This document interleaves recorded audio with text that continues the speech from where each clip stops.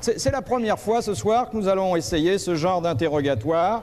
Un interrogatoire qui ne sera pas gentil, afin que mon mauvais naturel revienne au galop. Vous savez qu'il y a un proverbe en judo qui dit la meilleure défense, c'est l'attaque. Hein. Vous vexez pas si je réponds. Non, bien sûr. Alors, vous permettez que je vous éclaire, non pas comme un artiste, mais comme un malfaiteur, un petit peu. Hein? Je croirais à la PJ, là. Oui, il y a un petit peu de ça. Moi, que j'y suis jamais allé, c'est vous qui m'avez raconté comment c'était. Mais je voudrais que ce soir, vous avouiez certaines choses, hein?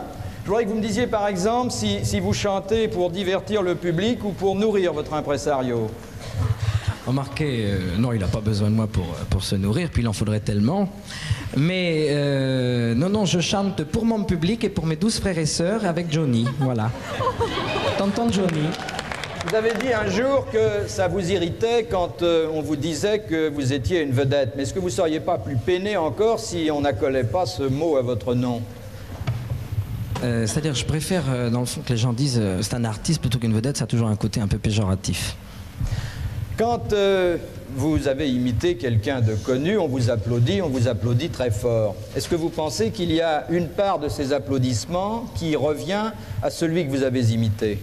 Absolument, oui, parce que en général d'ailleurs on essaie d'imiter les gens sur leurs chansons les plus connues de façon à ce qu'il y ait déjà une part du succès acquis avec le phénomène de reconnaissance du tube en question. Je veux dire que lorsque vous avez fait un triomphe en imitant Johnny Hallyday, est-ce que vous lui téléphonez en sortant de scène pour lui dire oh, « mon vieux, ça n'a jamais aussi bien marché pour toi » Non. Vous gardez ça pour vous oui. Quand même. Hein.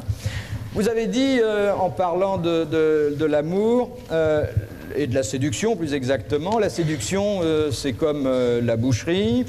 On entre, on choisit un morceau et on emballe.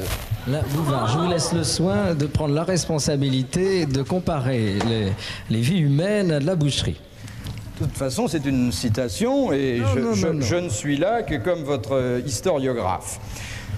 Voyons, est-ce que l'échec de Jacques Chaban-Delmas vous a attristé? Oui, bien sûr. Mais je me souviens, son premier échec, c'est-à-dire avant l'histoire de la présidence, j'étais dans un hôtel à Saint-Raphaël et on m'a annoncé que Chaban venait de démissionner, qu'il n'était plus Premier ministre. Et le directeur de l'hôtel m'a accueilli en bas en me disant « Alors, monsieur Leluron, c'est la faillite pour vous, c'est cuit maintenant, terminé ?» Je lui dis « Pourquoi ?» Il me dit bah, « Vous savez, Jacques Chaban-Delmas est parti. » Je lui dis « Est-ce que vous fermez l'hôtel quand un client s'en va ?»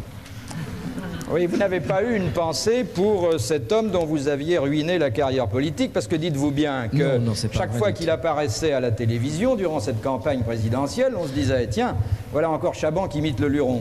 Alors, vous divaguez, Bouvard, voyons. Remettez-vous.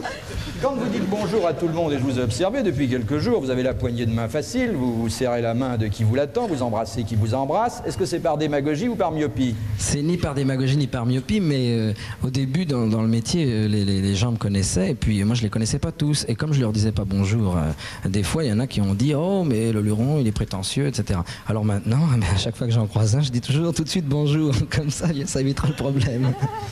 Est-ce que le jour où vous aurez imposé suffisamment votre propre talent personnel, et on voit à chaque minute qu'il existe ce talent-là, vous cesserez d'imiter les autres? Temporairement oui, mais à long terme non.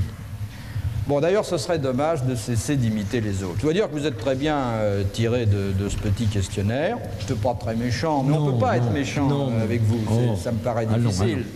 Et puis, vous savez, il faut qu'une séquence s'installe comme celle-là.